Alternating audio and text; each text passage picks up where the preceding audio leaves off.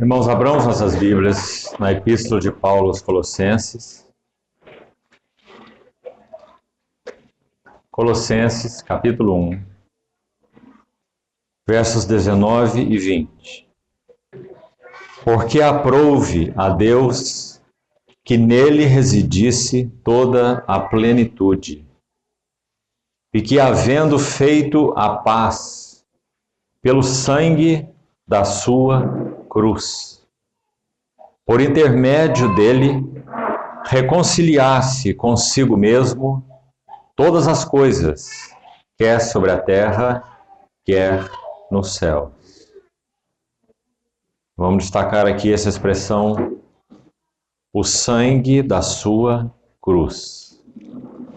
Ainda no capítulo 2, Colossenses capítulo 2, versos 14 e 15. Tendo cancelado o escrito de dívida que era contra nós e que constava de ordenanças, o qual nos era prejudicial, removeu-o inteiramente, encravando-o na cruz e despojando os principados e as potestades, publicamente os expôs ao desprezo, triunfando deles na cruz. Finalmente, Epístola de Paulo aos Gálatas. Gálatas, capítulo 6, verso 14. Mas longe de mim gloriar-me, senão na cruz de nosso Senhor Jesus Cristo, pela qual o mundo está crucificado para mim e eu para o mundo. Queridos irmãos, vamos dar um passo mais nesse tema, retornos essenciais para uma vida cristã normal. E o que vamos meditar nessa noite juntos tem relação com um retorno essencial à centralidade da cruz. O primeiro retorno que nós vimos foi com relação à centralidade de Cristo. E agora vamos ver esse retorno à centralidade da cruz. O que podemos fazer nessa noite, em um período apenas de compartilhamento e meditação sobre esse tão rico tema, a cruz do nosso Senhor Jesus Cristo, é mencionarmos alguns triunfos da cruz. Então nós vamos fazer isso mencionando, se assim for possível, 6 triunfos da cruz. Mas antes de entrarmos neles, gostaria de chamar a atenção para o significado da cruz no seu espectro mais amplo. A cruz é central, em primeiro lugar, no coração de Deus. O que significa a cruz ser central no coração de Deus? Significa que a Trindade, ou Deus triuno, vive uma qualidade de vida em que um se dá em função do outro. Quando o Senhor Jesus, o Filho Eterno, se faz carne, ele deixa muito clara esta relação nas suas próprias palavras. Quando, por exemplo, ele diz assim, eu não busco a minha glória, mas sim a daquele que me enviou. O meu ensino não é meu, mas então o ensino dele era daquele que o enviou. Eu desci do céu não para fazer a minha vontade, mas a vontade daquele que me enviou. Então as palavras do nosso Senhor Jesus enunciam para nós qual é o que podemos chamar de a norma de vida da Trindade. Tudo o que o Pai é e tem, ele dá ao Filho. Toda a glória que o Pai possui, ele então compartilha com o seu Filho. Tudo que o seu Filho faz tem em vista o seu Pai, por outro lado. O Espírito Santo, como pessoa divina, é aquele que promove essa relação íntima, eterna, de comunhão entre o Pai eterno e o Filho eterno. Então, a norma de vida da Trindade é a cruz. Então, essa é a primeira coisa importante para que nós saibamos onde a cruz nasceu. A cruz está impressa na norma de vida do Deus Trino. Ali a cruz nasceu. Independente de qualquer coisa existir ou ser criada, a norma relacional de vida da Trindade é a cruz, porque um se dá em função de outro. O princípio da cruz, naquele que é considerado o versículo talvez mais importante do Novo Testamento, qual é? João 3,16. Porque Deus amou o mundo de tal maneira que deu. Amou, deu. Essa é a norma de vida da Trindade. O Pai ama o Filho, por isso tudo Ele dá ao Filho. Hoje pela manhã, enquanto compartilhávamos aquele retorno anterior, retorno essencial, à suficiência do ministério do Espírito Santo, nós vimos que aquelas palavras do Senhor em João 16 dizem exatamente isso. Tudo que o Pai tem é meu, e o Espírito que será enviado, o Consolador, Ele me glorificará. Então aí está muito claro nessas palavras e em muitas outras, essa norma de vida da Trindade. Espero que isso já seja claro para o coração de todos nós. Então, damos um passo mais. Quando a cruz se torna histórica, ou a cruz do Gólgota, então o que está acontecendo? O Deus triuno, Ele está externando na cruz do Calvário, de uma maneira tão plena e perfeita, qual é a norma de vida do Deus trino. Então Deus amou o mundo de tal maneira que deu. A cruz no Gólgota é a expressão histórica mais importante da norma de vida do Deus eterno, do Deus trino. Então a cruz no Deus trino, eterna.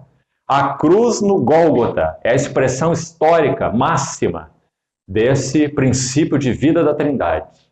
Então nós damos um terceiro passo, a cruz na vida do cristão.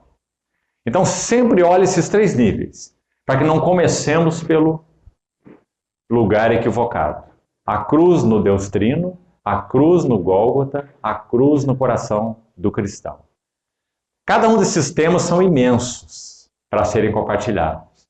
Então, por exemplo, esse último passo que mencionamos, a cruz no coração do cristão, é um tema para todo um encontro, uma conferência.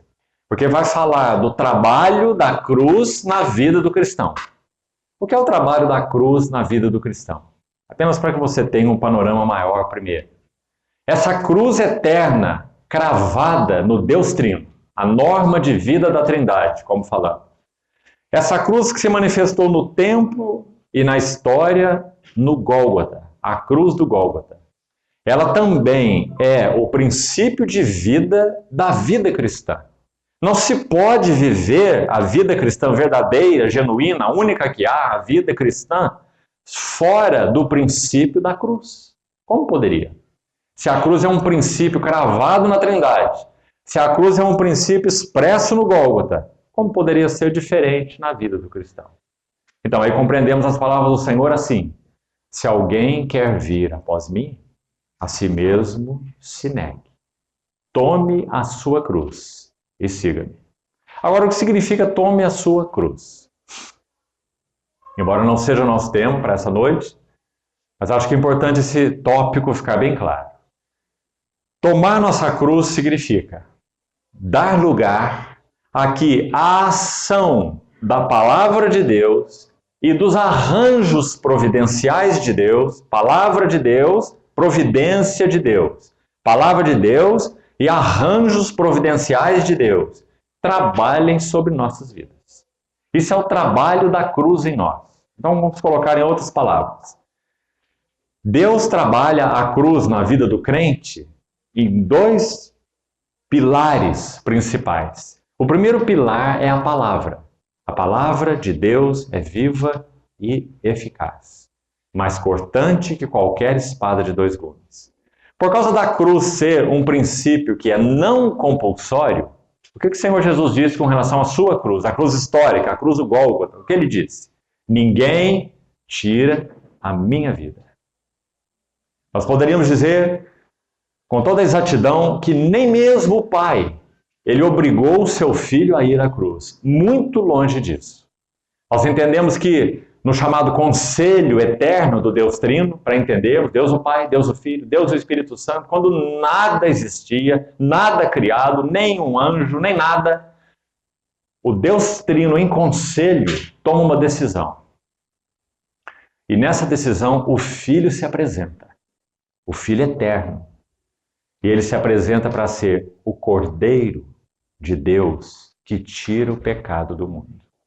Por isso o livro do Apocalipse diz que esse sangue de Cristo foi conhecido antes, ou desde, Apocalipse 13, desde a fundação do mundo.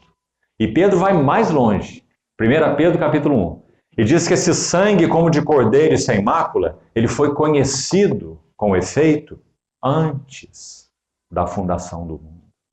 Sangue do cordeiro conhecido antes da fundação do mundo. O que isso significa? Não havia nada criado. E o sangue do cordeiro era conhecido antes da fundação do mundo. Acho que só uma maneira de compreendermos. O Filho, no conselho eterno da Trindade, quando nada ainda havia vindo à existência, ele se apresenta para ser o Cordeiro. Porque Deus, na sua mente eterna, o Deus onisciente, sabe que criando o homem à sua imagem e à sua semelhança, haveria a queda. Haveria uma má escolha. E essa escolha seria, sim, opcional. Deus não colocou no Éden apenas a árvore da vida. Ele colocou também a árvore do conhecimento do bem e do mal. Porque um amor que não é escolhido, que não é opcional, não é amor de forma nenhuma. Então o Senhor cria o homem, sem dúvida já havia ocorrido a queda de Satanás, de Lúcifer e seus anjos, um terço dos anjos. Então ali no Éden estava a representação de dois princípios. Qual era o princípio que o homem escolheria? Ele iria responder ao que Deus lhe disse. De toda a árvore do jardim comerás livremente, mas então da árvore do conhecimento do bem e do mal, a orientação que o Senhor deu, ele responderia voluntariamente. Então nós sabemos qual foi o resultado dessa história. E Deus muito mais. Então no conselho eterno de Deus, o sangue do Cordeiro foi conhecido antes da fundação do mundo. Deus nunca foi tomado de surpresa por nada. Nem pela rebelião de Lúcifer, nem pela queda do homem e nem por nada.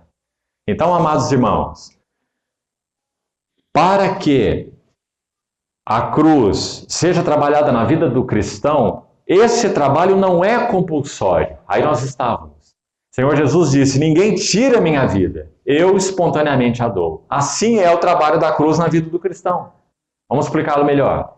Quando a palavra de Deus é enviada ao nosso coração, nós a ouvimos. Seja na nossa leitura particular, na meditação na palavra, quando estamos lendo um livro espiritual, reunião da igreja, andando pela rua, o Espírito do Senhor falando ao nosso coração, muitas maneiras. Nós ouvimos a palavra do Senhor. Aí agora está a opção. Hebreus 4:2 diz assim, que aquela geração do deserto ouviu a palavra do Senhor. Mas a palavra que ouviram não lhes aproveitou. Veja. Porque não foi, Hebreus 4:2, misturada, acompanhada com a fé. Fé significa agarrar-se a, unir-se a. Por isso Hebreus diz, importa que nos agarremos com mais firmeza às verdades ouvidas, para que delas jamais nos desviemos. Então quando o Senhor fala ao nosso coração, nós temos uma responsabilidade. Sempre é muito importante compreendermos essa interação. Como já temos falado, de certa forma, desde o início também. O Espírito Santo interage conosco. Ele não faz as coisas sem nós. Ele faz as coisas conosco. Ele é sempre o princípio. Sem ele, nada. Aliás, nosso Senhor Jesus diz exatamente isso. Sem mim, nada podeis fazer. Mas à medida que ele age, então ele aguarda de nós uma reação. Então, quando o Senhor nos fala, quais são nossas opções? Agarrarmos a sua palavra. Ou deixarmos que a sua palavra passe de nós. A palavra do Senhor passou da geração do deserto muitas vezes. Qual foi o resultado? Os seus cadáveres ficaram prostrados no deserto. Então o livro de Hebreus usa essa exortação para nós. E diz, hoje, se ouvirdes a sua voz, não endureçais os vossos corações. Então você vê que o trabalho da cruz em nós não é compulsório. Nós podemos dizer sim ou nós podemos dizer não à palavra do Senhor. E a mesma coisa os arranjos circunstanciais de Deus, a providência de Deus. Ele arranja todas as coisas em nossas vidas, amados irmãos. Foi Ele quem arranjou o nosso relacionamento conjugal. Foi Ele que arranjou o lar onde nós nascemos. Foi Ele que arranjou a condição social em que nós nascemos. Foi Ele que arranjou os irmãos com os quais nós temos relacionamentos. São arranjos de Deus. E o que nós fazemos com esses arranjos? Nós permitimos que eles trabalhem também a cruz em nossas vidas ou nós damos coices nos arranjos de Deus? Você se lembra a palavra do Senhor para Saulo? Saulo, Saulo, por que me persegues? Dura coisa é recalcitrares contra os aguilhões. Então esse é o trabalho da cruz na vida do cristão. Pense sobre isso. Nunca é compulsório. Quando o Senhor nos fala, nós temos que agarrar sua palavra. Ele é tão paciente, longânimo e misericordioso que se nós não agarramos a sua palavra, sabe o que ele faz? Ele refala. Se ele não refalasse conosco, nenhum de nós, provavelmente, estaria aqui nessa noite. Ele fala e ele refala. Mas sabe qual é o problema de nós não sermos prontos em acolher a palavra do Senhor? É que ele pode falar muitas vezes a mesma coisa e nós ficarmos para trás naquele assunto. Porque nós não acolhemos a palavra do Senhor em nosso coração. Há um salmo que mostra a presteza desse atender a palavra do Senhor de uma forma impressionante. O salmista diz assim: uma vez falou Deus, duas vezes ouvi isso, que o poder pertence a Deus. Esse deve ser o nosso coração. Uma vez falou Deus, duas vezes ouvi isso. Esse deve ser nosso coração, para que então o trabalho da cruz, pela palavra, se processe em nós. Então, para que nós tenhamos apenas um panorama maior aí, a cruz na Trindade, a cruz no Gólgota e a cruz no cristão. Agora nós vamos nos deter no segundo ponto, a cruz no Gólgota. E vamos ver pelo menos 6 aspectos dos triunfos de Cristo, para que vejamos por que esse retorno à centralidade da cruz é essencial. A cruz na vida do cristão não é menos importante. O plano de Deus ao cravar a cruz no Gólgota, sem dúvida, é que a mesma cruz seja cravada no coração do cristão. Se alguém quer vir após mim, a si mesmo se negue, tome sua cruz e siga-me. Quem ama, na linguagem de um dos evangelistas, quem preserva, na linguagem de outro evangelista, quem ama a sua vida, quem preserva a sua vida neste mundo, perdê-la. Mas se alguém perder a vida neste mundo, achá-la. Esse é o princípio da cruz. Então, nosso foco será os triunfos da cruz. Algo sobre os triunfos da cruz. Então vamos para o primeiro. Segundo aos Coríntios, vamos abrir nessa epístola, capítulo 5, verso 21. Amados irmãos, o que o Senhor realizou na cruz, em uma só obra, é algo impressionante aos nossos olhos. Uma única obra com tantos triunfos. Em 2 aos Coríntios, capítulo 5, esse primeiro texto, 2 aos Coríntios 5, 21, nós temos um primeiro maravilhoso triunfo, que é o triunfo sobre o pecado. Então veja o que diz esse texto e vamos entendê-lo bem, porque sem dúvida ele é conhecido de todos nós, mas vamos pedir a ajuda do Senhor para, quem sabe, entendê-lo melhor. Olha o que é dito aqui. Aquele, ou aquele, esse A está craseado, porque o versículo anterior concluiu com Deus. Vos reconcilieis com Deus. E aquele que não conheceu o pecado, ele, quem é esse ele? Deus. É de quem ele vem falando, no verso 20. Ele, Deus, o fez pecado. Aqui está a expressão a ser examinada, com cuidado. O que significa Deus ter feito Cristo pecado? O que isso significa? Deus o fez pecado. por nós, para que nele fôssemos feitos justiça de Deus. A primeira observação mais geral nesse versículo é essa bendita troca. Veja, irmão, o pecado, Cristo foi feito pecado, para que nós, que temos o pecado morando em nós, fôssemos feitos nele aquilo que nós nunca fomos. Nas palavras desse versículo, justiça de Deus. Um intercâmbio sublime, maravilhoso. Agora, o que significa essa frase, Deus o fez pecado? Então vamos pensar um pouco junto. Acho que talvez, já para meditarmos o significado disso, seria importante unir a essa frase uma outra, tão tremenda quanto e tão curiosa quanto essa de 2 Coríntios 5:21. Está em Gálatas 3:13. Abra, por favor, também esse texto e mantenha os dois juntos. Gálatas 3:13. Cristo nos resgatou da maldição da lei, fazendo-se Ele próprio maldição em nosso lugar. Porque está escrito, maldito todo aquele que for pendurado em madeira. Observe que nós temos, nesses dois versos, de 2 Coríntios 5:21 e Gálatas 3:13, a mesma expressão significativa. Aqui em Gálatas é fazendo-se. Você vê? Fazendo-se maldição. E o que nós vemos em Coríntios? Foi feito pecado. Então, em Coríntios nós temos foi feito pecado e em Gálatas nós temos foi feito maldição. Agora, irmãos, que verdade maravilhosa é essa? E como nós podemos entendê-la? Quando o Senhor Jesus conversava com Nicodemos sobre o nascer de novo, ele conclui essa conversa assim: assim como Moisés levantou a serpente no deserto, assim importa que o Filho do Homem seja levantado, para que todo o que nele crê tenha vida eterna. Talvez esse versículo e essa ilustração seja a que mais nos ajude. Então vamos explorar essa ilustração. Quem é aquele que foi levantado na cruz? É um cordeiro ou é uma serpente? É um cordeiro. Eis o Cordeiro de Deus que tira o pecado do mundo. Cordeiro, pecado. Então o que aconteceu na cruz?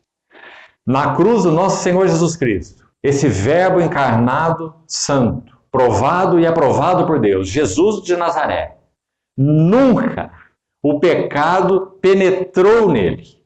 Ser feito pecado não significa que o nosso Senhor Jesus na cruz se tornou pecaminoso, ou se tornou pecador, ou que o pecado de alguma forma tenha adentrado nele. Nunca pense dessa maneira. Para continuarmos com a ilustração de João 3, da serpente na haste de bronze, podemos dizer assim, na cruz do Calvário está o Cordeiro de Deus. Só que à vista de Deus, porque ele foi feito pecado por nós. Então podemos dizer que o Cordeiro é coberto com pele de serpente. Então quando isso acontece, o que o Pai teve que fazer? Virar o seu rosto. Por quê? Porque ele não amava seu filho? Porque seu filho não era santo? Não. Mas porque Deus o fez pecado por nós. Por isso nosso Senhor usou essa ilustração tão impressionante em João 3. Assim como Moisés levantou a serpente no deserto. E lembre-se que aquela serpente foi levantada por qual motivo? Números 21 e 22. O povo estava sendo mordido por serpentes venenosas, serpentes abrasadoras. Então o Senhor ordenou a Moisés que levantassem uma haste e uma serpente de bronze. E veja, diz o texto de Números, que todo o mordido que olhava para a serpente, que a mirava, sarava. E nosso Senhor está usando isso como ilustração da fé. Ele está dizendo, ele mudou a palavra mirar ou olhar para aquela serpente pela palavra crer. Então ele diz, importa que o Filho do Homem seja levantado, assim como Moisés levantou a serpente no deserto, para que todo que nele crê tem a vida eterna. Você vê o que significa crer? Olhar para fora, olhar para outro. Nesse caso, crer para a salvação é olhar para quem? É olhar para o Cordeiro que foi coberto por pele de serpente. Porque aquele que nunca, nem na vida, nem na cruz, nem na morte, nunca conheceu o pecado. Aquele que não conheceu o pecado, Deus o fez pecado. Sempre pense como uma cobertura, porque foi assim que foi. O Senhor Jesus nunca cometeu pecado, nunca se achou dolo em sua boca. Se o pecado encontrasse lugar nele, na vida dele, no coração dele, enquanto ele estava na cruz, nós teríamos um pecador na cruz. Ele sempre foi e sempre será o Cordeiro Santo de Deus. Mas, irmãos, o que é o pecado? O pecado é algo físico? É. O pecado é algo palpável? O pecado é uma realidade espiritual. Basicamente, pecado nas Escrituras significa separação, para colocar em uma palavra. Quando o homem pecou, ele se separou. Separou de Deus, separou-se até mesmo de si mesmo, como já falamos, e separou-se dos outros. Não é? Pecado é alienação, separação. Então, o que aconteceu na cruz? Quando o Cordeiro Santo de Deus é coberto com o pecado, que é uma entidade, penso que podemos usar essa palavra, baseada no livro de Romanos, é uma entidade espiritual oposta a Deus. Então, quando o pecado é colocado sobre a pessoa santa do Cordeiro, e então ele é coberto com essa pele de serpente, o Pai vira o seu rosto e o Filho tem que dizer: Deus meu, por que me desamparaste? O termo na língua original exato para desamparaste é me deixaste para trás. Amados irmãos, nunca compreenderemos, nem agora e nem em toda a eternidade, qual foi a transação na cruz do Calvário. Só o Filho e o Pai podem compreender. O Filho não sabe o que é alienação. Quando ele está orando, pouco antes da cruz, em João 17, aquela maravilhosa oração, no verso 5, ele diz assim: e agora glorifica-me contigo, ó Pai, com aquela glória que eu tive junto de ti, antes que houvesse mundo. Nosso Senhor Jesus, o Filho eterno de Deus, nunca foi separado de Deus, nunca foi alienado de Deus. Quando João diz o verbo estava com Deus e o verbo era Deus, aquele termo com, prós, na língua original, fala como que o Filho gravitando em torno do Pai. Todo o prazer do Filho era ver a face do seu Pai. O verbo estava com Deus e o verbo era Deus. Ele não sabe o que é alienação. Ele não sabe o que é separação. Por isso, amados irmãos, com esse vislumbre, e é só um vislumbre mesmo, nós podemos nos aproximar do significado do Getsemane. Por que você acha que nosso Senhor suou gotas como de sangue? E por que você acha que ele disse: Pai, Abba, meu paizinho, se possível for, passe de mim esse cálice? Compreende? O que é que ele temia? Porque o seu coração estava angustiado até a morte. Porque ele sabia que ele iria enfrentar o que ele nunca enfrentou e nunca conheceu: a alienação, separação. Deus meu, por que me desamparaste? Sabe, irmãos, alguém já disse assim: há duas maneiras de você perguntar por que a Deus. Você pode perguntar por que a Deus com os punhos cerrados, como que em desafio. Você pode perguntar por que a Deus com as mãos abertas. E foi essa maneira que o nosso Senhor perguntou o porquê ao seu Pai.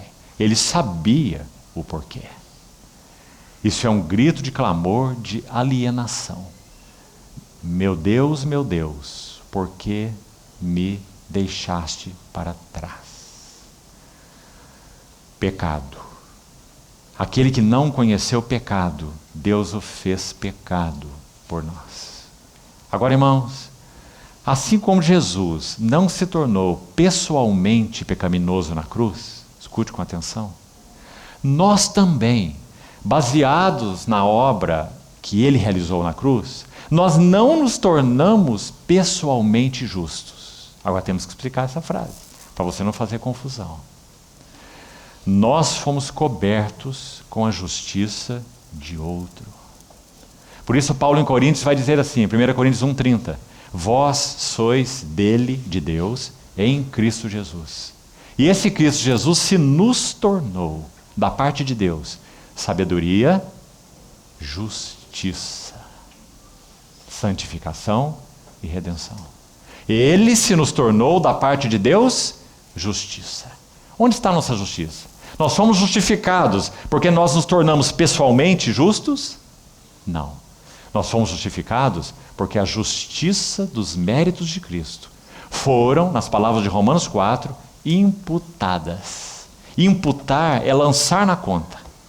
Algo que não era nosso, foi lançado na nossa conta. Você acordou um dia e havia um depósito na tua conta, né, bilionário, que você não trabalhou por ele, né? Aquele que não conheceu o pecado.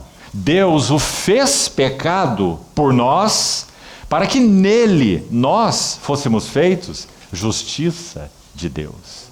Então, amados irmãos, quanta liberação espiritual para nós, quando nós compreendemos que a justiça que temos não é a nossa justiça.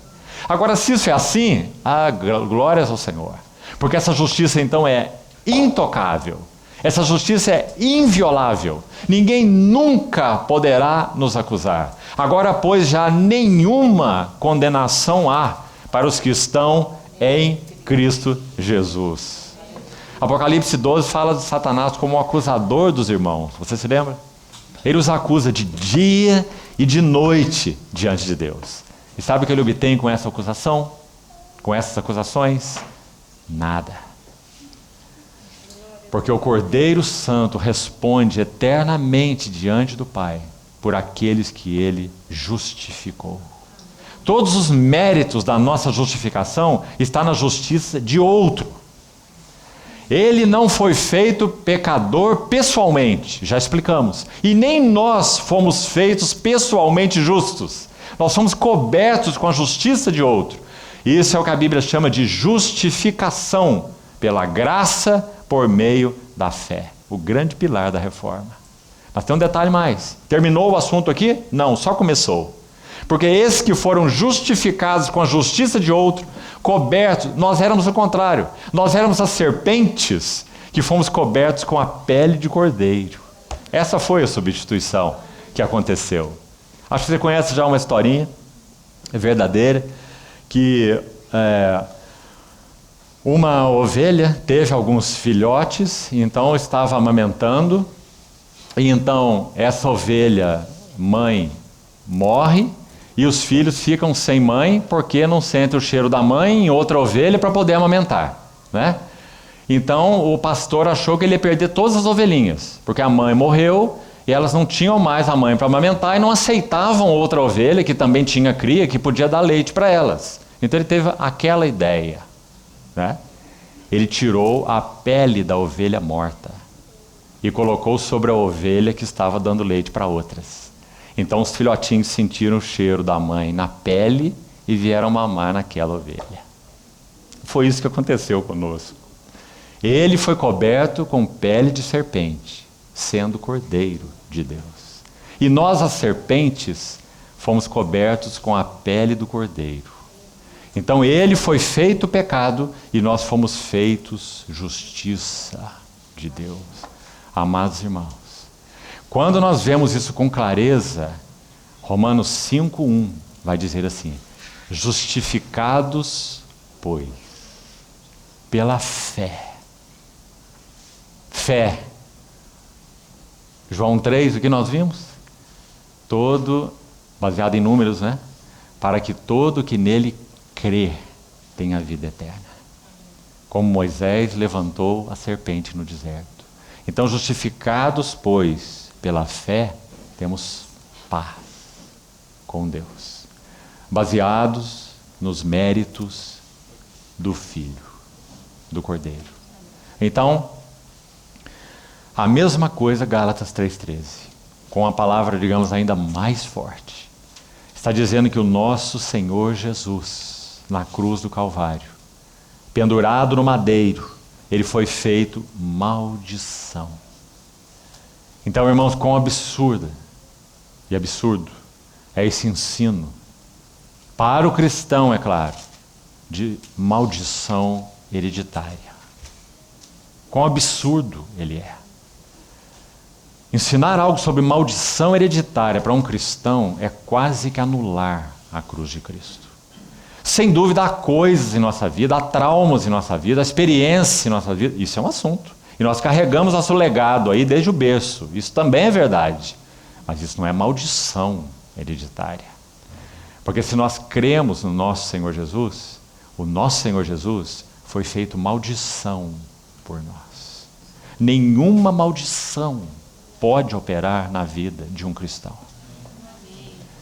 Porque ele está unido pela fé àquele que foi feito maldição por nós. Ele é o nosso escudo. Toda a maldição recaiu sobre ele, a tal ponto dele ser separado do seu bendito Pai. Então, irmãos, extremamente importante vermos essa transação. Mais um versículo sobre esse primeiro triunfo, o triunfo sobre o pecado. Abra, por favor, Romanos 8. Aqui temos mais 2 versos preciosos nesse tema. Romanos 8, 3. Porquanto o que fora impossível à lei, no que estava enferma pela carne. Vamos fazendo umas pausas aqui. O que foi impossível para a lei? Foi impossível para a lei aperfeiçoar o homem. Hebreus vai nos responder. Hebreus capítulo 7. A lei nunca aperfeiçoou coisa alguma. Então, quando a lei foi dada, o livro de Romanos nos ensina claramente, a finalidade de Deus em dar a lei para o homem não era que o homem fosse aperfeiçoado, justificado ou salvo pela lei. Pelo contrário. Paulo vai dizer em Romanos que é pela lei que vem o pleno conhecimento do pecado. Não é? Então a lei, digamos, é como um espelho que desceu do céu. Nós éramos, antes de conhecer o Senhor, nós éramos horrorosos. Mas nós achávamos que éramos lindos. Então o que Deus fez? Ele fez descer um espelho do céu e diz, olhe você. Isso é a lei. A lei mostra a feiura da nossa natureza. Porque ela diz, não cobiçarás. E nós cobiçamos tudo. Não é? Aliás, Paulo menciona esse mandamento entre os 10 em Romanos 7 para dizer que foi esse que sobretudo o expôs. Eu não teria conhecido a cobiça se a lei não dissesse, não cobiçarás. Não é? Então essa lei que é espiritual, que é boa, que é santa, que é justa, ela me foi para a morte. E onde está o problema? Na lei ou em mim? Então ele vai dizer, em mim. Eu sei que em mim, isto é, na minha carne, não habita bem algum. Não é? Então, o que diz Romanos 8? O que foi impossível para a lei? Justificar o homem, aperfeiçoar o homem, tornar o homem justo diante de Deus. Impossível para a lei. Por quê? Porque ela estava enferma pela carne. E essa carne é impotente para obedecer à lei. E o homem ser justificado diante de Deus. Aceito e tido por justo. Então nós temos essas 3 palavrinhas brilhantes, amado irmão.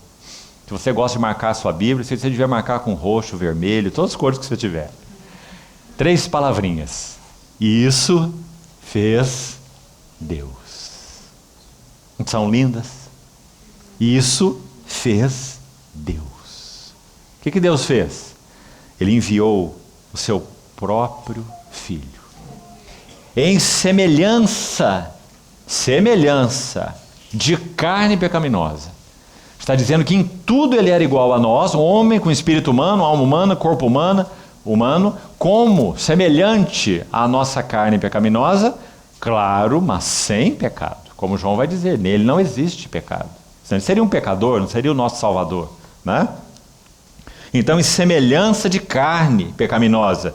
E no tocante ao pecado, assim diz a tradução Revista Atualizada. A melhor expressão aqui, a mais inteligível, claro que essa aqui está correta, né? Não está errada, mas a expressão mais inteligível aqui seria por causa do pecado.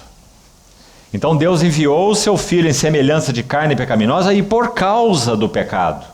E, com efeito, condenou Deus na carne o pecado. Na carne de quem? Na sua? Na minha? Na carne de Cristo, do Redentor. Deus condenou o pecado na carne de Cristo. Porque aquele que não conheceu o pecado, Deus o fez pecado por nós. Agora olha o verso 4. A fim de quê? Que lindo, irmãos. Falávamos de manhã sobre a suficiência do ministério do Espírito Santo. Então, o verso 4 continua. A fim de quê? Nosso Senhor veio em semelhança de carne pecaminosa, por causa do pecado. Deus condena o pecado na carne dele, para que o preceito, o mandamento, as exigências da lei se cumprisse em nós. Que não andamos segundo a carne, mas segundo o Espírito. Agora sim. Então, por causa do que foi feito na cruz, o Verbo encarnado de Deus foi feito pecado e foi feito maldição, e nós fomos feitos justiça de Deus, cobertos com a pele do Cordeiro, e agora, em sequência, habitados pelo Espírito Santo. Então agora, andando no Espírito, nós podemos satisfazer as exigências da lei, porque a lei moral de Deus nunca passa. Ela é um reflexo do caráter de Deus. Então, como podemos viver sem cobiçar? Como podemos viver sem nos irar, matar, adulterar, seja lá o que for? Sobretudo, vamos resumir a lei. A lei se resume nisso. Amarás o Senhor teu Deus de todo o teu coração, toda a tua alma, todo o teu entendimento, todas as tuas forças. Como nós podemos fazer isso? Como as serpentezinhas poderiam fazer isso? Nós fomos cobertos com a pele do Cordeiro, número 1. E número 2, foi dado morar em nós o Espírito Santo. Então o preceito, as exigências, o mandamento da lei se cumpre em nós, que não andamos segundo a carne, mas segundo o Espírito. Maravilhosos versículos. Então, irmãos, está aí o primeiro triunfo de Cristo sobre o pecado. Por isso falávamos também de manhã, quando Paulo escreveu Coríntios 15, ele diz: Cristo morreu segundo as Escrituras. Quando nós partimos o pão, muito interessante, o que nós temos sobre a mesa. Nós temos pão e vinho separados. Isso fala não de vida, em primeiro plano, isso fala de morte. Porque o corpo está aqui e o sangue está ali. Isso é morte. Eles estão separados. Nós estamos celebrando a morte do Cordeiro de Deus, porque essa morte é preciosíssima para nós. Ele foi feito pecado por nós. Mas então, se ele não ressuscitasse, ele não teria triunfado sobre a morte. Então, claro que a ressurreição é o pilar necessário. Seguinte, né? Mas nós apreciamos a morte do nosso Salvador, porque na sua morte ele destruiu aquele que tinha o poder da morte, né? Então, esse primeiro triunfo, o pecado. Vamos para um segundo. O triunfo da cruz sobre o mundo. Gostaria que voltássemos ao texto de Gálatas, Gálatas 6,14. Muitíssimo belo esse versículo. 6,14. Paulo então disse assim, Gálatas 6,14. Mas longe de mim esteja gloriar-me, senão na cruz. Aí está a centralidade da cruz. Na cruz do nosso Senhor Jesus Cristo, pela qual o mundo foi crucificado, ou está crucificado para mim e eu para o mundo. Temos dois aspectos aqui, por enquanto vamos destacar só o primeiro. O mundo está crucificado para mim. Sabe, irmão, quando nós vamos ao Evangelho de João, vamos fazer isso, por favor. Evangelho de João, capítulo 12. Falávamos também pela manhã que essa ocasião foi uma ocasião singular na vida terrena do Senhor. Ele tinha ressuscitado Lázaro, judeus estavam crendo nele, gregos vieram visitá-lo, não é? Então ele fala sobre o grão de trigo que caiu da terra para morrer, ali no verso 24, João 12, 24, porque morrendo ele produziria muito fruto. Então nós vamos ler do verso 27 agora, João 12, 27, veja na sua Bíblia. Agora está angustiada minha alma, E que direi eu? Pai, salva-me desta hora. Mas precisamente com este propósito. Você está vendo a cruz cravada no Deus Trino, como nós falamos? Não é? Com este propósito eu vim. Então é claro, se ele veio com este propósito, então está muito evidente que a cruz é a norma de vida da Trindade. Amar e dar. Não é? Então com esse propósito eu vim para esta hora. Então nosso Senhor Jesus diz na sequência, Pai, ele fez a pergunta primeiro ali em cima, Pai, salva-me dessa hora?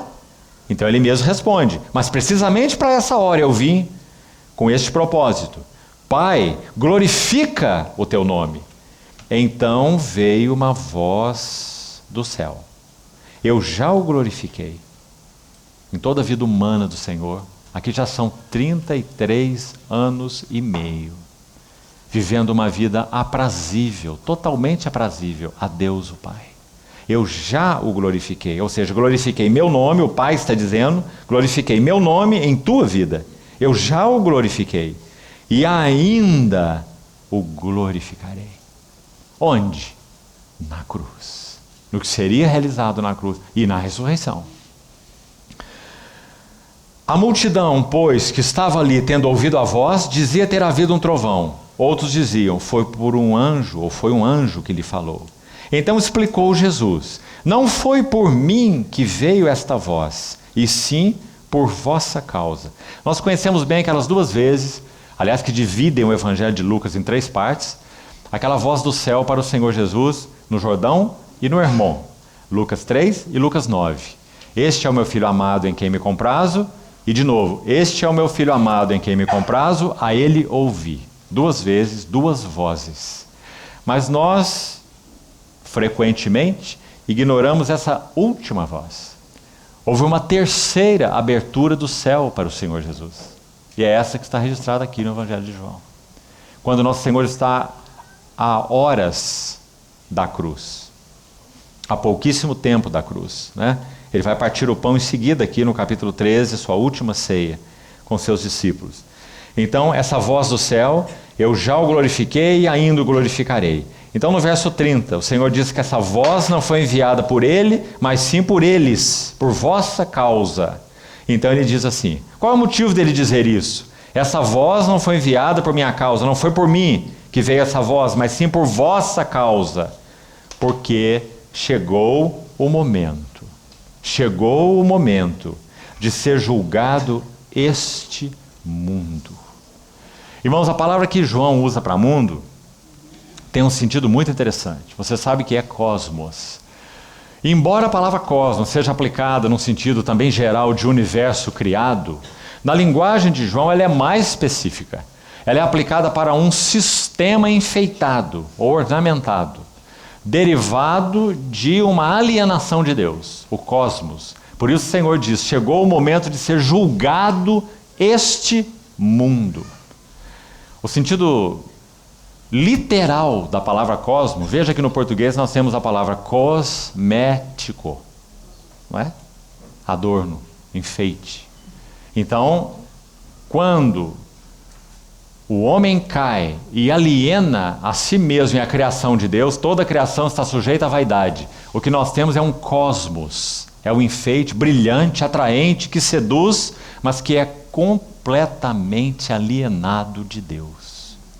Então nosso Senhor Jesus diz, chegou a hora e será julgado este mundo.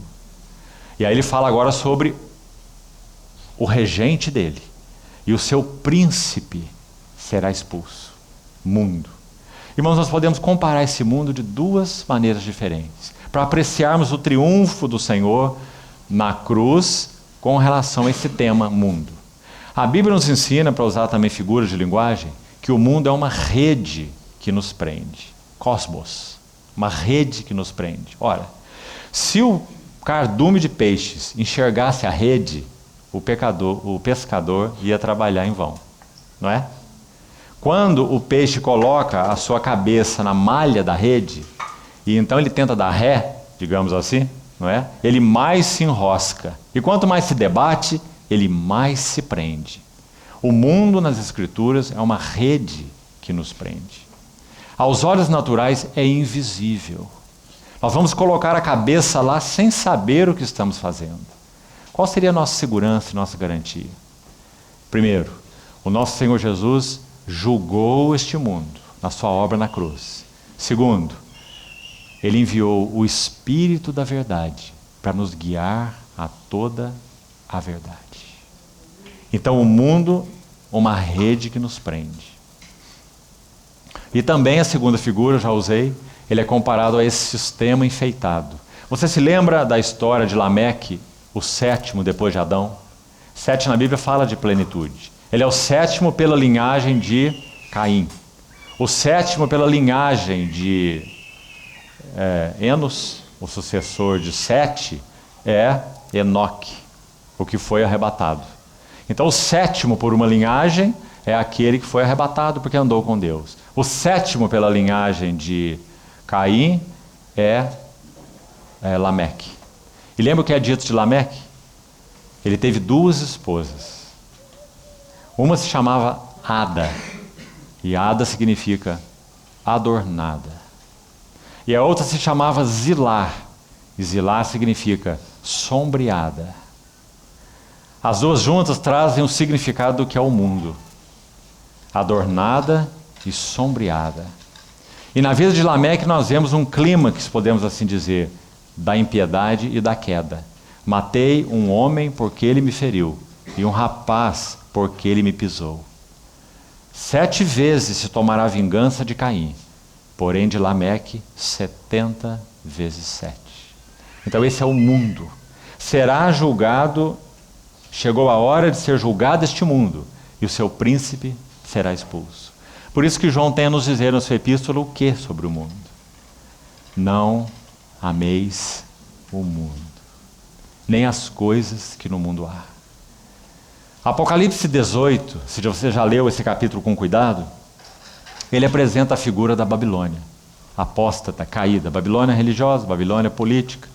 E quando você vai lendo Apocalipse 18, a partir do verso 4, você vai ver que essa Babilônia é uma entidade espiritual apóstata, o mundo na sua plenitude, mundo político, mundo religioso, no seu clímax. Ela tem uma voz. Vamos escutar o mundo. E essa voz é: estou sentada como rainha. Esse é o mundo. A voz da igreja é: estou sentada como serva. Estou sentada como rainha, diz a Babilônia. Viúva eu não sou. Mas e nós? Irmãos, quando nosso Senhor Jesus partiu, quem escreve Apocalipse é João. O coração de João se fez o coração de uma viúva. Quando ele olhava para o mundo, ele nada podia ver que satisfizesse seu coração. Porque seu Senhor, o objeto do seu amor, não estava mais no mundo. Então, por causa disso que ele tem para nos dizer: não ameis o mundo, nem as coisas que no mundo há. Se alguém amar o mundo, o amor do Pai não está nele. Então ele resume o mundo naqueles 3 pilares. É concupiscência, que fala de um desejo extravagante, um desejo violento, um desejo incontrolável. Concupiscência da carne, concupiscência dos olhos e soberba da vida. Não procedem do Pai, mas procedem do mundo. Veja como João trata o mundo. Aí ele diz: ora, o mundo passa, bem como a sua concupiscência, mas aquele que faz a vontade do Pai permanece eternamente. E também Paulo, abra por favor 1 Coríntios 7, para você ver algo mais aqui. E seguimos para mais um tópico. Veja o que Paulo tem a nos dizer sobre o mundo em 1 Coríntios 7. Coríntios 7, verso 29.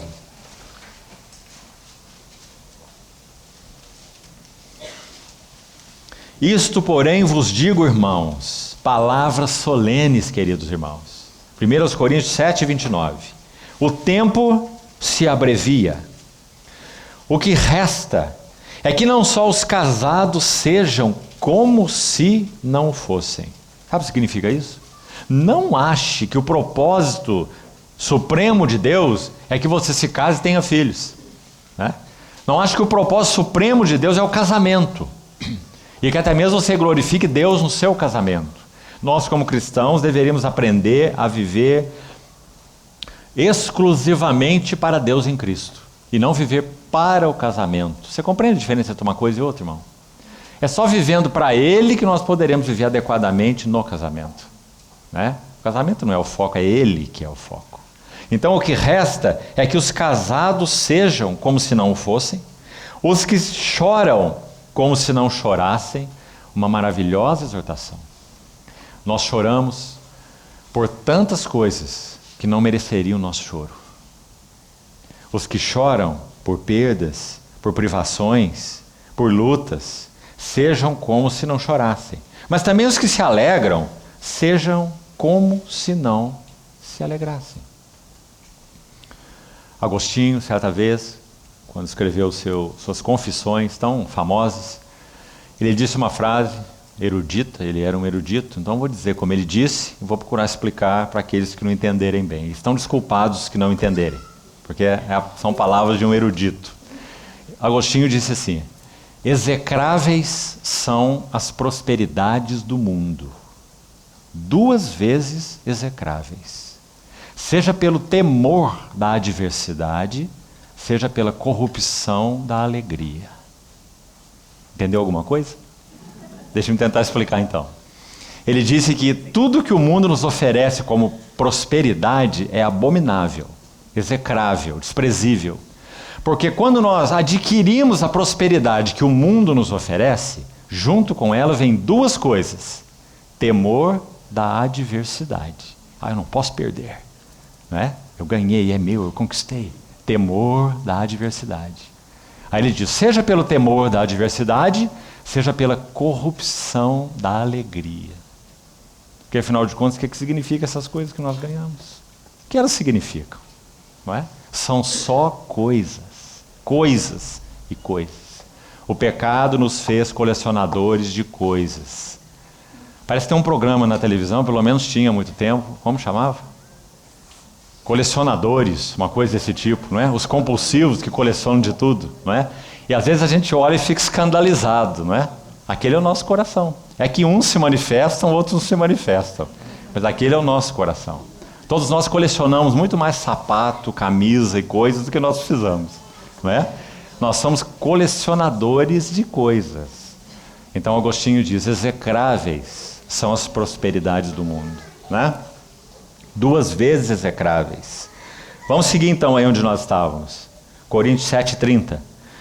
Os que se alegram como se não se alegrassem. Isso aqui também não é um incentivo para que sejamos estoicos, né? Não, o cristão é aquela pessoa que tem que viver sem nenhum prazer. Qualquer prazer é do diabo ou é da carne. Nada disso. Nada disso. Paulo escreve a Timóteo assim: Deus exorta os ricos do presente século a não serem orgulhosos e nem depositarem a sua esperança na instabilidade da riqueza, mas em Deus, que tudo nos proporciona para o nosso prazer. Vê?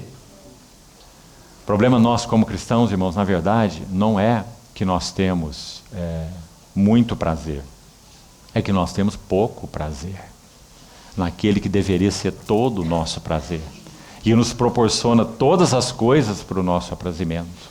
Mas o nosso outro problema é que nós nos agarramos aos prazeres. Então aí Paulo vai tratar com isso nesse texto. Olha a sequência. Verso 30. Então os que se alegram como se não se alegrassem. Agora olha essa frase: os que compram como se nada possuíssem. Para usar uma figura para entendermos, ele está nos orientando assim: se você comprou algo, se você tem algo, segure o que você tem com uma mão muito leve. Leve. Não com a mão de Jacó, o agarrador. Para que se alguém passar e retirar de você aquilo que você tem, você então não tenha problemas.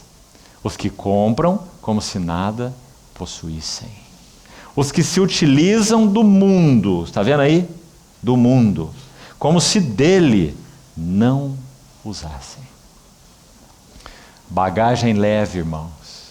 Prontos para partir. trigo e não joio. Qual a diferença entre trigo e joio? O trigo, quanto mais cresce, mais o grão amadurece na espiga, e então, com o peso, a espiga se curva. Quanto mais maduro, mais se curva. Esse é o trigo. E quanto mais maduro, mais as raízes se secam do solo. Muito fácil colher o trigo. E o joio? Quanto mais cresce, mais ereto fica. E mais funda a sua raiz penetra no solo. Então, a aparência deste mundo passa. Sabe qual é a palavra aparência aqui na língua original? Esquema, no grego. Que fala de uma configuração. Palavra que os jovens gostam muito hoje, né? Tudo para os jovens é configuração, né? Isso aqui está configurado errado, o outro está configurado errado. O pecado nos configurou todo errados, né? Então, Paulo está dizendo que a configuração do mundo, o esquema, palavra que é usada aí, passa. Quando nosso Senhor Jesus mostrar a sua face de novo para o universo, sabe o que vai acontecer? Eu não conheço a linguagem de software, vocês podem me ajudar aí. Ele vai reconfigurar o sistema. Formatar. Ele vai mostrar a sua face gloriosa para o universo. Então ele vai reconfigurar todas as coisas. Pelo sangue da sua cruz, reconciliar-se consigo mesmo todas as coisas, tanto as da terra como as do céu. Não é isso que nós aguardamos, irmãos? Será que o mundo tem lançado tentáculos para dentro do nosso coração? Os tentáculos do mundo dizem: me ame, me busque, eu te dou o que você quer, venha. Essa é a voz do mundo. Mas quando nós ouvimos o nosso Senhor, Ele diz: chegou o momento de ser julgado este mundo. Graças ao Senhor. E o seu príncipe será expulso. Amados irmãos, baseado na obra que Ele realizou, sim, nós podemos viver vidas descompromissadas com o mundo como sistema. Como sistema. Não com a humanidade como pessoas. Não é? Temos que diferenciar uma coisa da outra. Ele nos separou do mundo e nos santificou do mundo, e então Ele nos envia ao mundo para sermos as suas testemunhas. Então essa segunda vitória maravilhosa, a vitória sobre o mundo. Nós não teríamos chance sobre a rede que nos prende. Nossa cabeça estava lá, nós estávamos emaranhados lá. Efésios 2 diz o quê? Nós andávamos segundo o curso deste mundo. E não podíamos fazer nada. Segundo o príncipe da potestade do ar e do espírito que agora atua nos filhos da desobediência. Aí, para que ninguém se engane, Paulo vai dizer: entre os quais todos nós andávamos outrora. Graças ao Senhor pela sua vitória sobre o mundo na cruz do Calvário. Então Paulo diz: longe de mim gloriar-me em qualquer coisa ou em qualquer pessoa ou mesmo em mim mesmo, mas eu me glorio na cruz do nosso Senhor Jesus Cristo, pela qual o mundo está crucificado para mim e eu para o mundo. Vamos falar do eu daqui a pouco, mas pense um pouco sobre esse versículo. Quando o mundo olha para o cristão, o que ele deveria ver? Ele deveria ver um ego crucificado. Eu estou crucificado para o mundo. O mundo olha para o cristão e deveria ver um ego crucificado. Agora, quando o cristão olha para o mundo, ele deveria ver um mundo crucificado. É esse intercâmbio que você tem aí em Gálatas. Pela cruz do nosso Senhor Jesus Cristo, eu estou crucificado para o mundo. E o mundo está crucificado para mim. 2 pontos de vista. Então vamos falar um pouco do ego. Próximo triunfo, o terceiro. Está aí mesmo em Gálatas 6. O mundo está crucificado para mim e eu. Ah, que precioso versículo. Há outros textos que são muito claros sobre o fato de que o Senhor venceu a vida do ego na cruz. Mas esse texto é o mais explícito. Então Paulo diz: na cruz do nosso Senhor Jesus Cristo. Está se referindo à obra objetiva, à obra do Senhor na cruz do Calvário. E ele está dizendo, falando de modo muito pessoal, né? Ele está dizendo: meu ego foi cravado naquela cruz. Agora, irmãos, se abrirmos, e vamos fazer isso agora, 2 Coríntios 5, nós vamos ver uma ilustração mais explícita sobre Gálatas 6,14, com mais palavras. Então vamos lá, para Coríntios, 2 Coríntios 5, verso 14.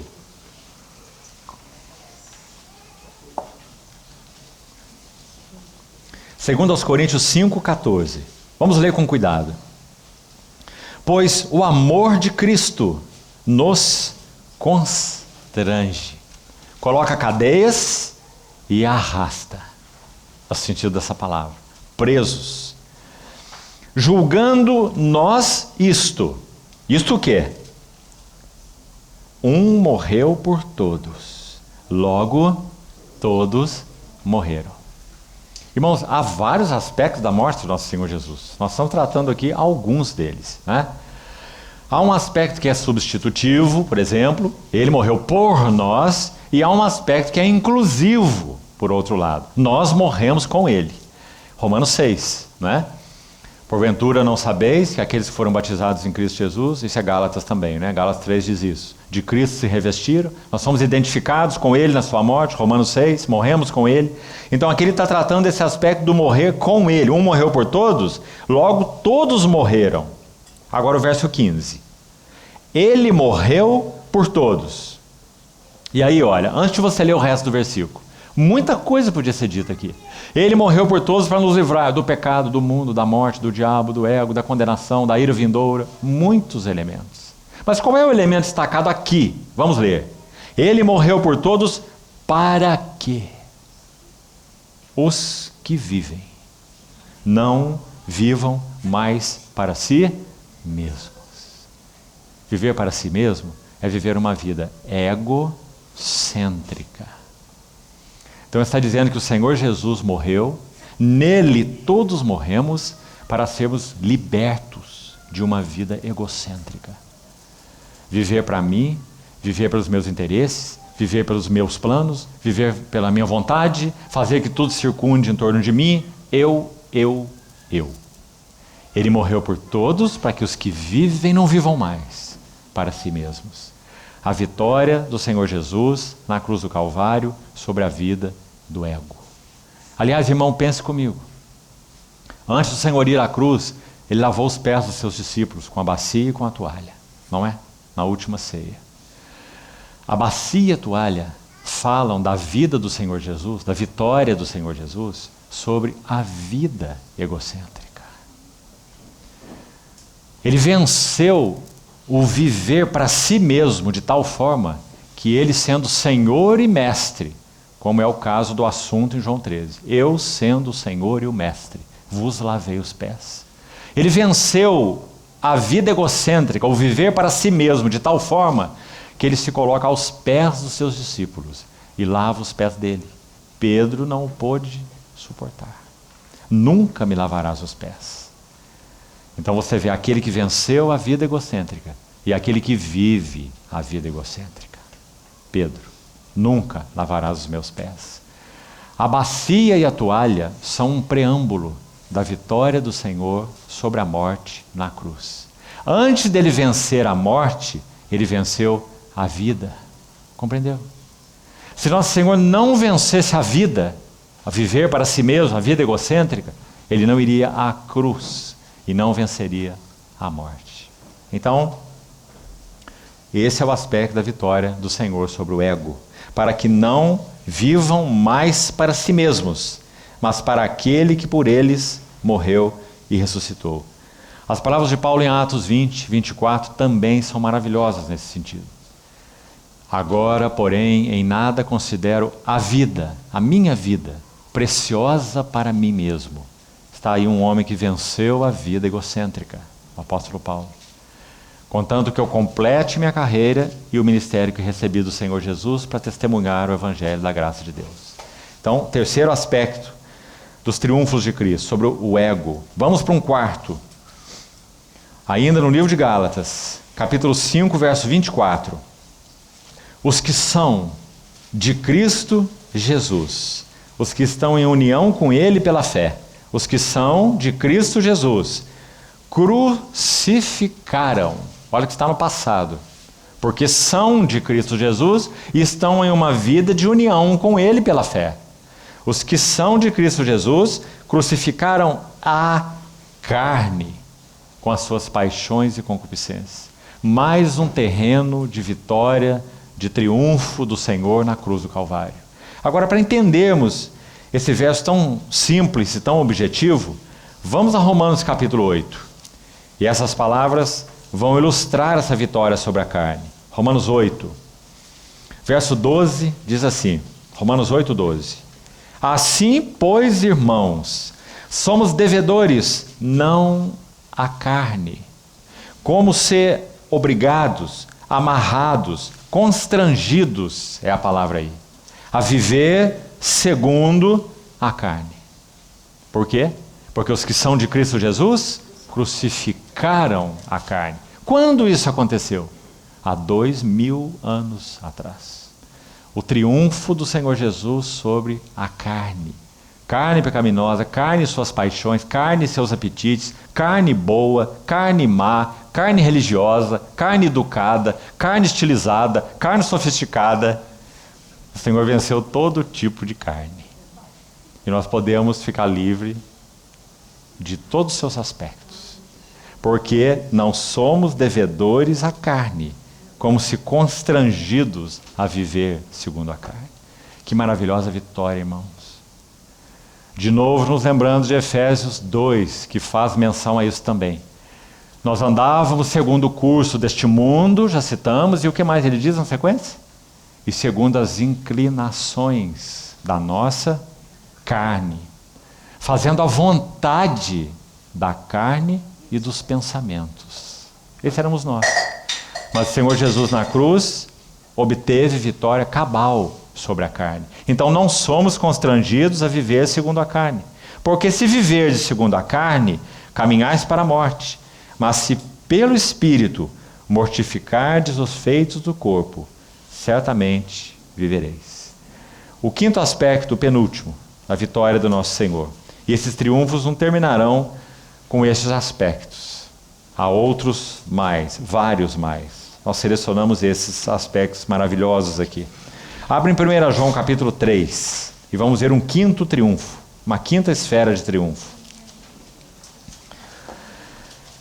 É a vitória do Senhor Jesus na cruz do Calvário sobre o diabo.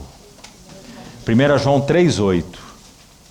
Aqui está mais um versículo que poderia ser ampliado com muito mais coisas, mas aqui ele é especificado contra esse inimigo em particular. É dito assim, 1 João 3,8.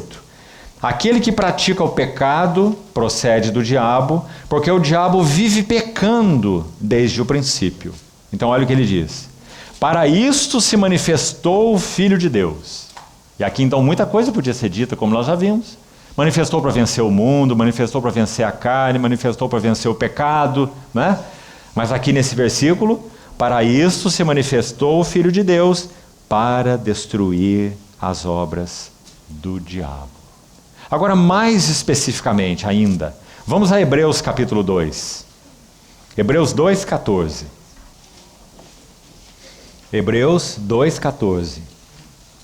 Visto, pois, que os filhos têm participação comum de carne e sangue, destes, carne e sangue aqui simplesmente significam natureza humana completa.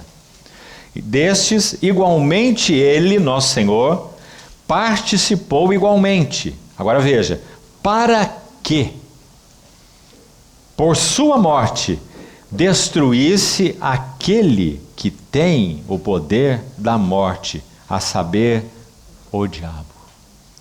Irmão, você vê que verso maravilhoso, as palavras não são poupadas, não é? É dito que o nosso Senhor Jesus na cruz do Calvário destruiu o diabo. Ou seja, tirou, removeu todas as suas insígnias de autoridade. Onde isso está? Para completarmos a ideia de Hebreus. Vamos a Colossenses capítulo 2. Colossenses 2, verso 14. Lemos a nossa introdução.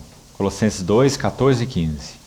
Tendo cancelado o escrito de dívida que era contra nós e nos constava de ordenança, aqui tem mais uma vitória, que nós não vamos nos deter nela hoje, vamos ficar só com essas 6. Mais um terreno de vitória aqui. nos era prejudicial esse escrito de dívida, removeu inteiramente, encravando na cruz. Então, verso 15. E despojando. Paulo tira essa palavra de um uso militar. Nós estamos num período aí no nosso país em que nós estamos vendo o general de 4 estrelas toda hora na televisão, né? Esse novo regime aí. Então você vê que eles usam medalha que vem do ombro até no umbigo, não é assim? Então aqui está dizendo que quando nosso Senhor Jesus venceu o diabo na cruz, o que ele fez? Ele despojou. Significa retirar todas as insígnias de autoridade. Então você pega um general de 4 estrelas, arranca toda aquela parafernália dele, e ele não é nada senão um soldado raso, né? Despojando os principados e as potestades. Agora veja as palavras de Paulo. Publicamente. Graças ao Senhor. A cruz histórica no Gólgota. Pública. Publicamente os expôs ao desprezo. Triunfando. Os triunfos da cruz. Triunfando deles na cruz. Graças ao Senhor. Principados e potestades. Então, finalmente, o último triunfo. A vitória do Senhor sobre a morte. Olha como Paulo menciona essa vitória em alguns versículos para concluirmos. 2 Timóteo capítulo 1. Sabe como a Bíblia vê esse mundo, irmãos, e a humanidade?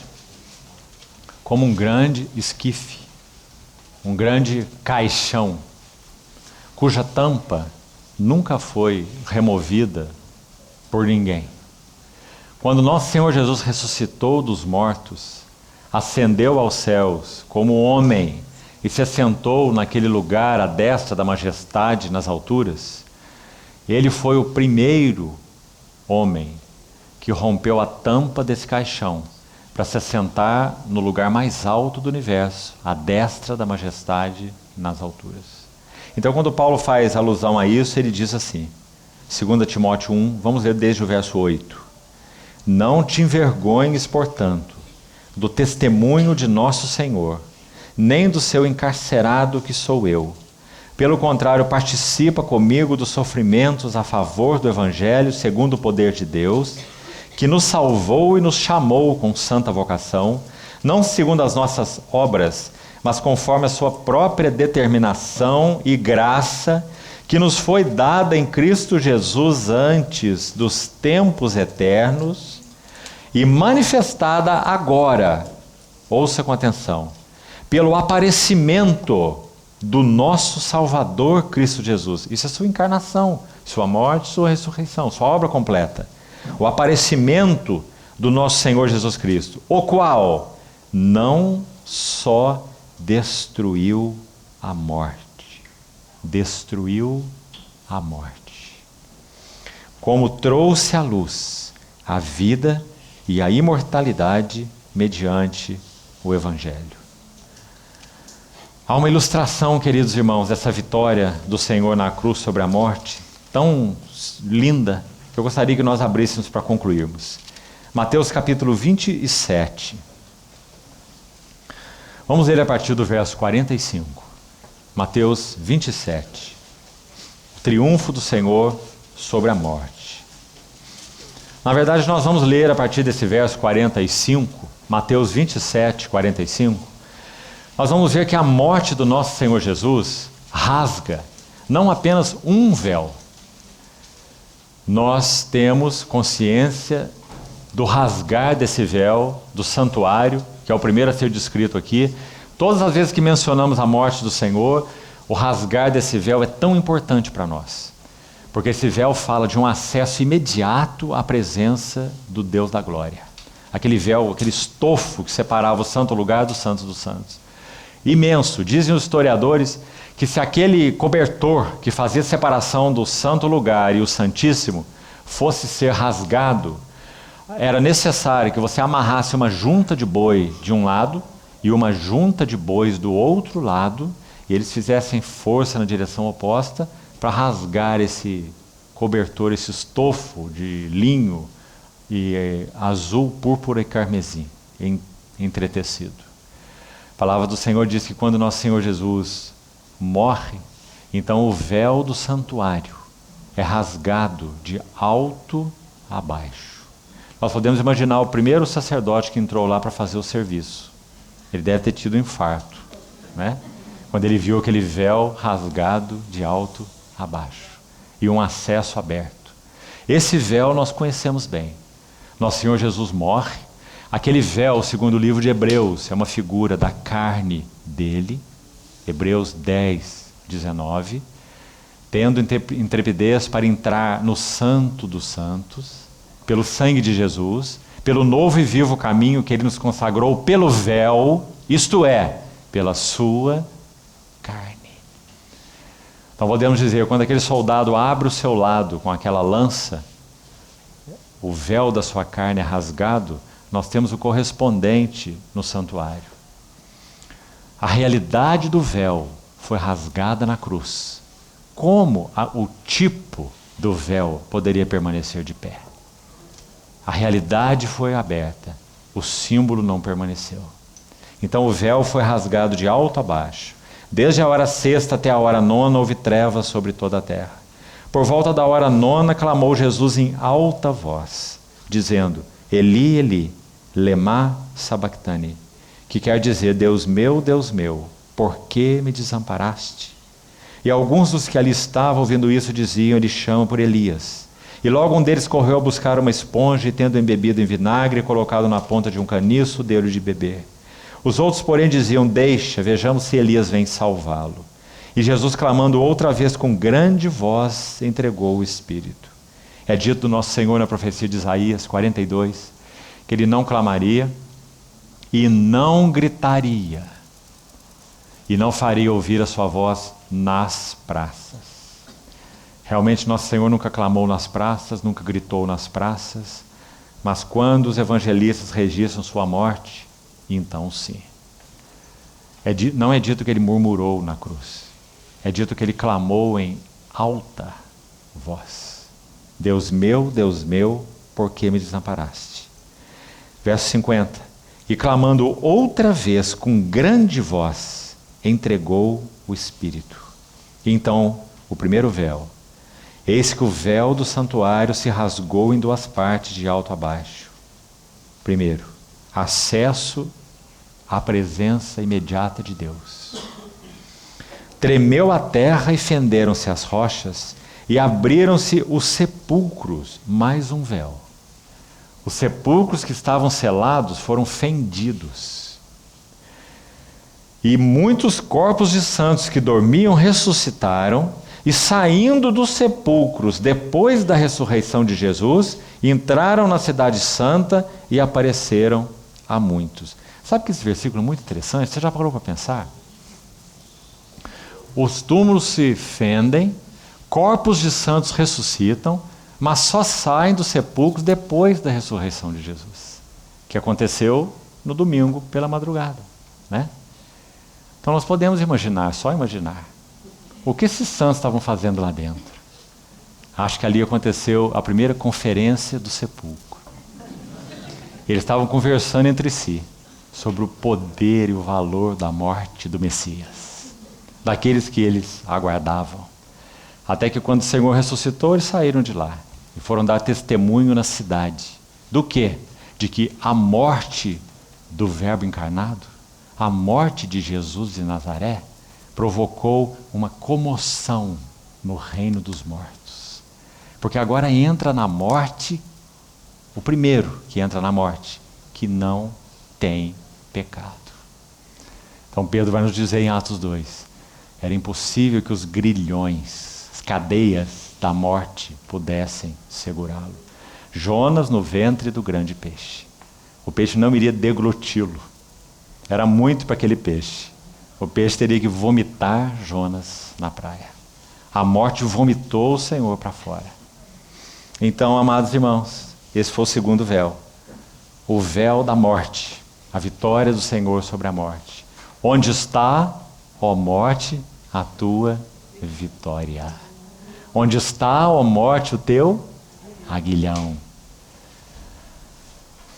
Preciosa é aos olhos do Senhor a morte dos seus santos. E então o terceiro véu. Véu do santuário é o primeiro, véu da morte é o segundo, e graças ao Senhor nós temos um terceiro véu. Se não tivesse esse terceiro véu rasgado, para nós não teria nenhum valor o véu do santuário ser rasgado, e nem mesmo o véu da morte ser rasgado. Então quando nós lemos o verso 54 diz, o centurião e os que guardavam com ele a Jesus, vendo o terremoto e tudo o que se passava, ficaram possuídos de grande temor e disseram, verdadeiramente este era Filho de Deus. Sabe o que a história, a tradição vai nos dizer? Esse centurião, que era o responsável por guardar a cruz, ninguém poderia se aproximar dali. Ninguém poderia sequer chegar perto. Ele era o responsável, ele responderia pela morte desse homem, Jesus de Nazaré, o impostor. Ele teria que garantir que esse impostor morreu. Então estava lá o centurião, aos pés da cruz. E o que ele ouviu ali? O primeiro brado do nosso Senhor.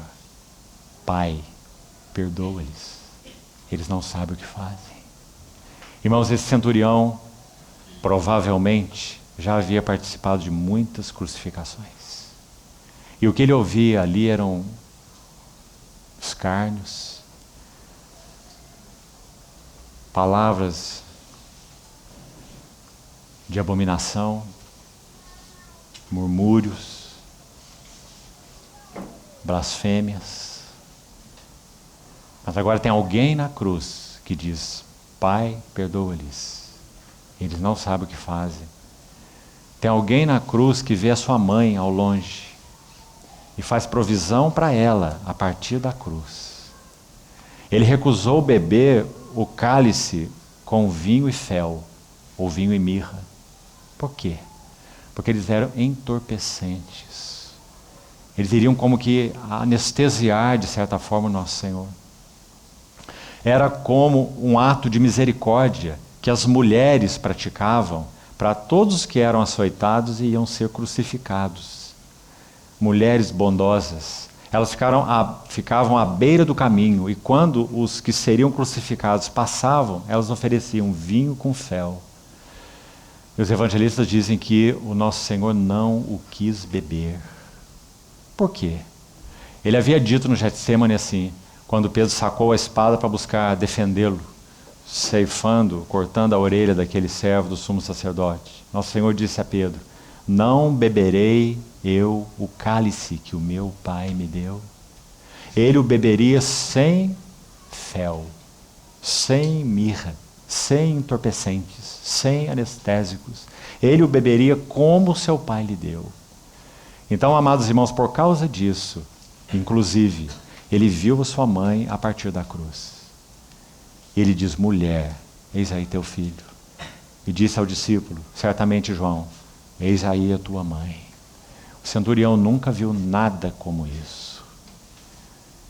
E então o centurião ouve, tenho sede. E aqueles guardas embebem a esponja no vinagre e chegam até a boca do nosso Senhor. E nosso Senhor não murmura, não profere escárnios, não blasfema. Eles ouvem da boca do nosso Senhor, meu Deus, por que me desamparaste?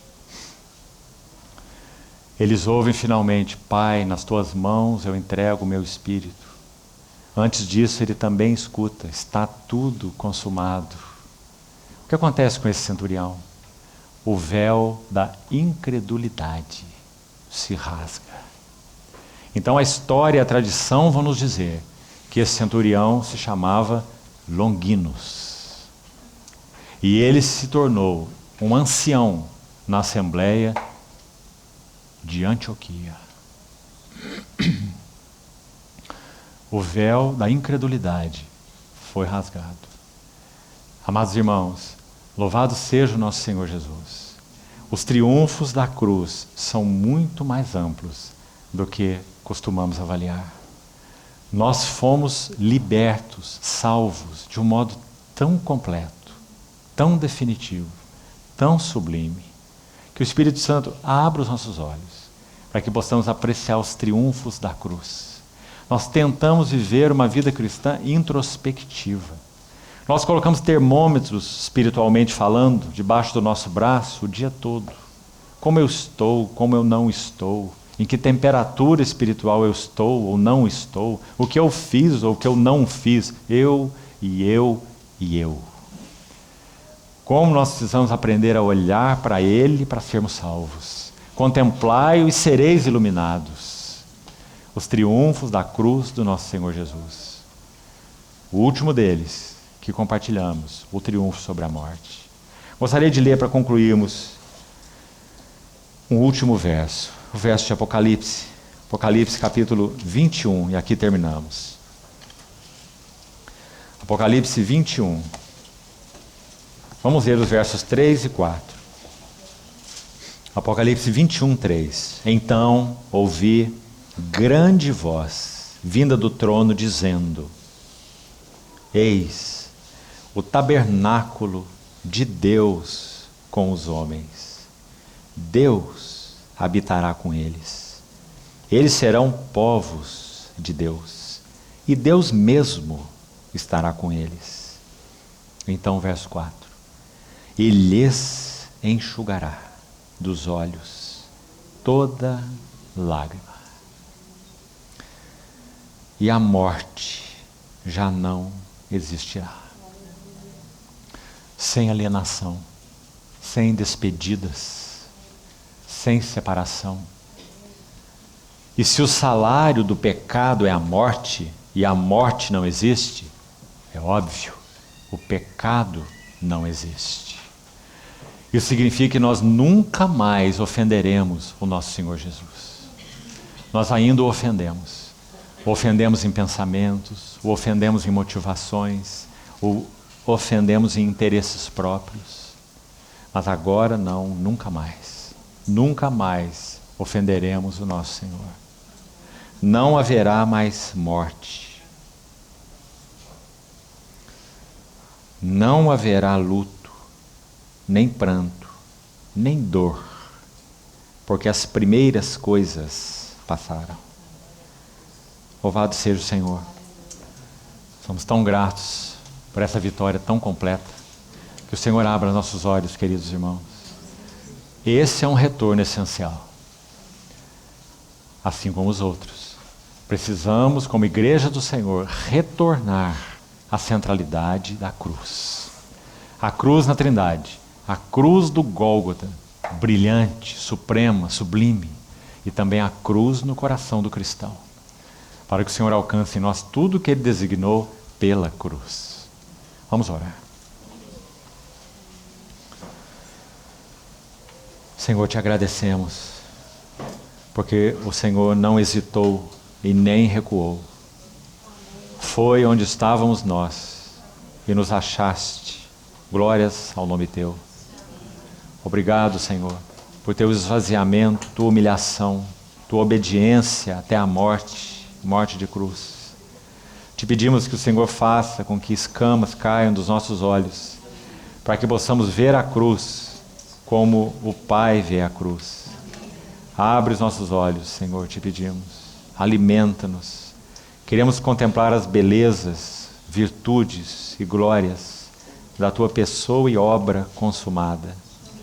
Ó Senhor, assiste-nos, para que nós não vivamos introspectivamente. Queremos olhar firmemente para Ti, autor e consumador da nossa fé. Muito obrigado, Senhor, porque o Senhor obteve vitória tão completa.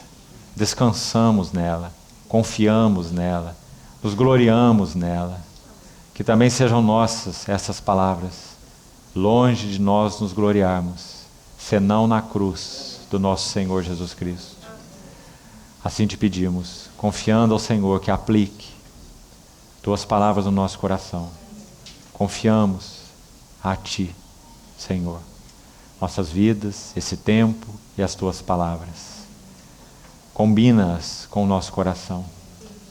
Gera em nós amor, temor, fé, união contigo.